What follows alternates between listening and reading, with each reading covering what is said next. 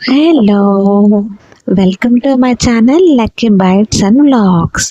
ఈరోజు పొన్నగంటి కూర పప్పు చేస్తున్నానండి.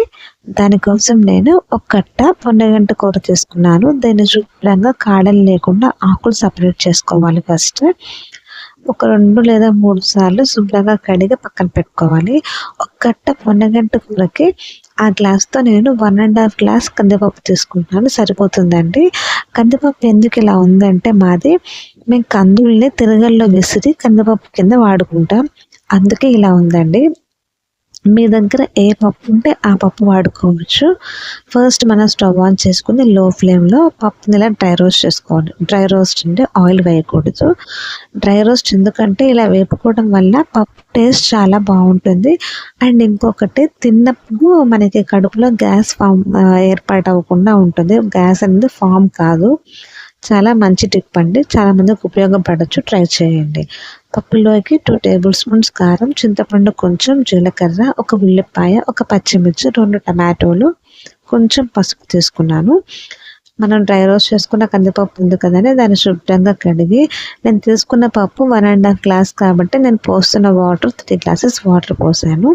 దానిలోనే మనం కట్ చేసి పెట్టుకున్న ఉల్లిపాయ, టమాటో, పచ్చిమిర్చి, చింతపండు, జీలకర్ర, పసుపు, కారం అన్నీ వేసేసుకోవాలి.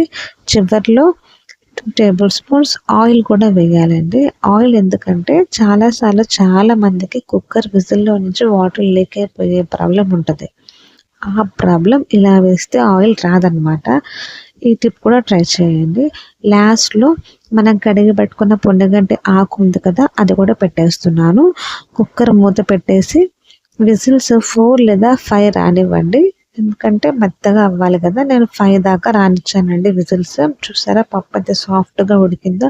పప్పు ఉడికింది, ఆకు అయితే చాలా సాఫ్ట్గా అయిపోయింది కదా. అంతేనండి. పప్పు మనం మెదిపేసుకుందాం. పప్పు మెదుపుకున్న తర్వాత తాలింపు పెట్టుకుందాము. ఈ పప్పు చాలా చాలా చాలా మంచిదండి ఆరోగ్యానికి. ఇంతలో నేను తాలింపు కోసం ఒక పెద్ద సైజు ఉల్లిపాయ కట్ చేసి పెట్టుకున్నాను. ఒక 3 ఎండుమిర్చి, 4 వెల్లుల్లిపాయ రెబ్బలు, తాలింపు గింజలండి. దానికోసం పసనపప్పు, ఆవాలు, జీలకర్ర మిక్స్ చేసుకున్నాను. కొత్తిమీర, కరివేపాకు తీసుకున్నాను. తాలింపు వేసుకుందాం. కొంచెం ఆయిల్ వేసుకుని ఆయిల్లో వెల్లుల్లిపాయలు వేస్తున్నానండి ఫస్ట్. తర్వాత ఎండుమిర్చి వేసుకుంటున్నాను. ఎండుమిర్చి, వెల్లుల్లిపాయ తర్వాత పోపు గింజలు వేసేసుకోవాలి. అవి కూడా వేగనివ్వాలి. పప్పు టేస్ట్ బాగా రావాలి అంటే ముందు తాలింపు మంచిగా వేసుకోవాలండి. అంతే. తాలింపు ఎంత బాగుంటే పప్పు అంత బాగుంటుంది. ఎవరికైనా ఏ కర్రీకైనా అంతే. తాలింపు బాగుంటేనే కూర బాగుంటుంది.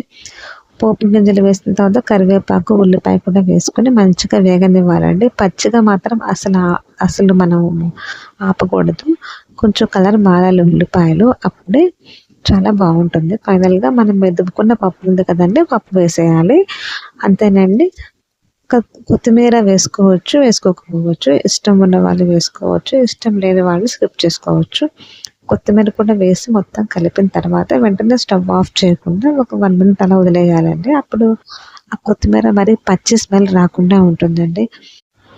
ఈ పొన్నగంటి కూర కళ్ళకి, జుట్టుకి, చర్మానికి చాలా మంచిదండి.